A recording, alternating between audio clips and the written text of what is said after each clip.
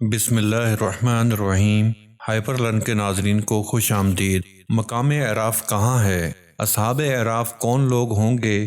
وہ جنتیوں اور جہنمیوں کو کیسے پہچانیں گے؟ قیامت کے روز ان کا کیا مقام ہوگا؟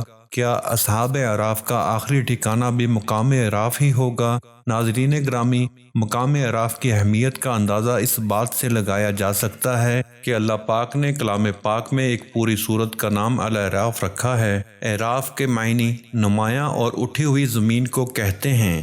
اگر قرآن پاک کی سورہ الاعراف کی آیت نمبر 46 تا 49 کی تفسیر دیکھی جائے، نیز روایات کا مطالعہ کیا جائے تو ان سے پتہ چلتا ہے کہ خوش قسمتی اور بدقسمتی کے دو مراکز یعنی جنت اور جہنم کے درمیان ایک اونچا مقام ہے۔ جو جنت اور جہنم کے درمیان مانع، فاصل اور پردے کا کام دیتا ہے، اس مقام کی وجہ سے جنت اور دوزخ کے درمیان فاصلہ ہوگا۔ اسی مقام کو قرآن پاک نے اعراف کا نام دیا ہے۔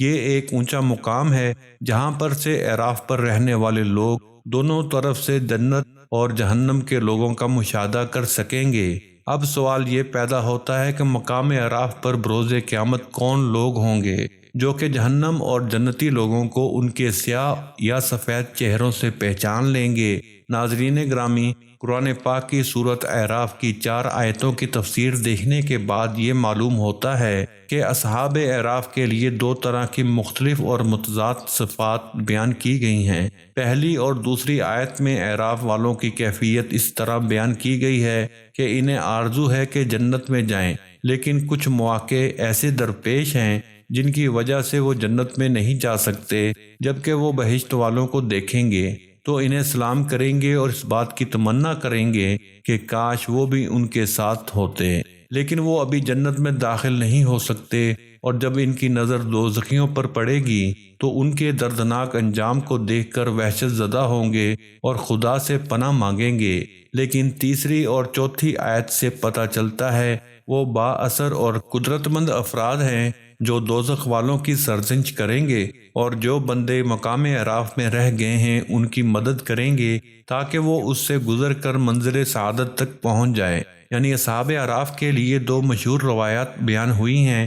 پہلی روایت سورہ اعراف کی آیت نمبر 46 سے بیان کی جاتی ہے، جس کا ترجمہ کچھ یوں ہے: اور ان دونوں کے درمیان ایک آڑ ہوگی اور اس کی بلندیوں پر کچھ مرد ہوں گے جو سب کو ان کی نشانی سے پہچانیں گے، اور وہ جنت والوں کو آواز دیں گے کہ تم پر سلام ہے۔ وہ اس میں داخل نہ ہوئے ہوں گے اور وہ طمع رکھتے ہوں گے، اور جب ان کی نگاہیں آگ والوں کی طرف پھیری جائیں گی تو کہیں گے اے ہمارے رب، ہمیں ظالم لوگوں کے ساتھ مت کر۔ اس کی تفسیر میں علامہ ابن کثیر اور ابن حبان لکھتے ہیں کہ یہ وہ لوگ ہوں گے جن کی نیکیاں اور برائیاں برابر ہوں گی، یعنی یہ نہ جنت میں ہوں گے نہ جہنم میں، بلکہ اس کے درمیان موجود دیوار پر ہوں گے۔ جو لوگ جنت میں داخل ہو چکے ہوں گے انہیں دیکھ کر اصحاب اعراف انہیں السلام علیکم کہیں گے، اور ان اصحاب اعراف کی اپنی کیفیت یہ ہوگی کہ وہ بھی جنت میں داخل ہونے کی توقع رکھتے ہوں گے۔ دوسرے یہ کہ کئی اہل جنت ابھی حساب و کتاب سے فارغ نہ ہوئے ہوں گے، مگر اصحاب اعراف ان کے نورانی چہرے دیکھ کر پہچان لیں گے کہ وہ جنتی ہیں، تو انہیں السلام علیکم کے بعد جنت کی خوشخبری دیں گے۔ اور ان حساب کتاب میں مشغول لوگوں کی اپنی کیفیت یہ ہوگی کہ گو وہ ابھی تک جنت میں داخل نہ ہوئے ہوں گے، تاہم وہ اس کی امید ضرور رکھتے ہوں گے۔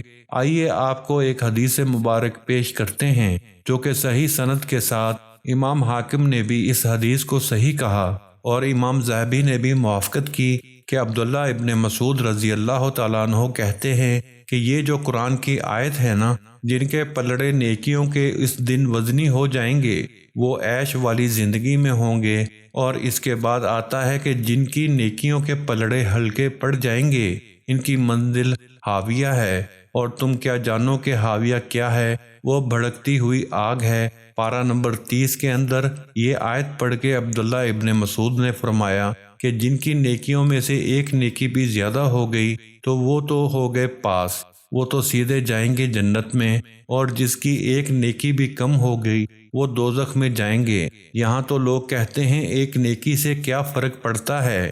بہت فرق پڑتا ہے، عبداللہ ابن مسعود فرماتے ہیں کہ کچھ لوگ ایسے بھی ہوں گے اسی الحاکم کی حدیث میں کہ جن کی نیکیاں اور گناہ برابر ہو جائیں گے، اللہ تعالیٰ کوئی فائدہ نہیں ان کو دے گا، ان کو مقام اعراف پہ روک لیا جائے گا، چونکہ نیکیاں زیادہ نہیں ہیں، جنت میں بھی نہیں جا سکتے، حکم ہوگا انہیں مقام اعراف پہ ٹھہراؤ، جنت میں نہ دوزخ میں، درمیان میں۔ اب یہ انتظار کریں، یہ ڈر رہے ہوں گے کہ پتہ نہیں ہمارے ساتھ کیا ہوگا، دونوں طرف ہو سکتا ہے، لیکن پھر سب حساب کتاب ختم ہونے کے بعد اللہ پاک ان کو اپنے فضل سے جنت میں بھیج دے گا۔ دوسری روایت قرآن پاک کی سورہ اعراف کی آیت نمبر 48 سے لی گئی ہے، جس کا ترجمہ کچھ یوں ہے، اور ان بلندیوں والے کچھ مردوں کو آواز دیں گے جنہیں وہ ان کی نشانی سے پہچانتے ہوں گے، کہیں گے تمہارے کام نہ تمہاری جماعت آئی اور نہ جو تم بڑے بنتے تھے، کیا یہی وہ لوگ ہیں جن کے متعلق تم نے قسمیں کھائی تھیں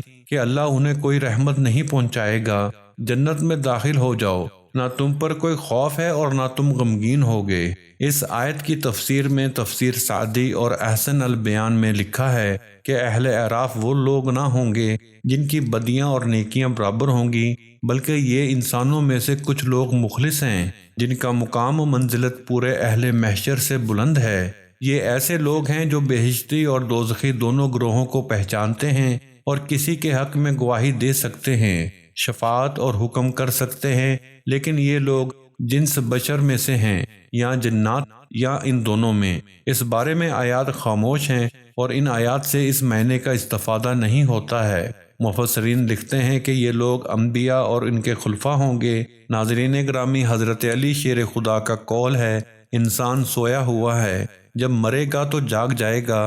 اوہو، یہ کیا ہو گیا؟ اصل زندگی تو یہ تھی۔ جیسے سو کے اٹھ کے انسان کہتا ہے کہ وہ زندگی، وہ جو خواب میں سیریں کر رہا تھا، وہ تو کچھ نہیں تھا، اصل زندگی تو یہ ہے۔ اسی طریقے سے یہاں پر بھی جب کوئی مر کے زندہ ہوگا، جب دنیا سے جائے گا اور آخرت کی زندگی میں زندہ ہوگا، وہ کہے گا اصل زندگی تو یہ ہے۔ اللہ پاک ہمیں آخرت کی تیاری کرنے کی توفیق عطا فرمائے، اور اللہ تعالیٰ سے دعا ہے کہ اللہ ہمیں بغیر حساب و کتاب کے جنت میں داخل فرما دے۔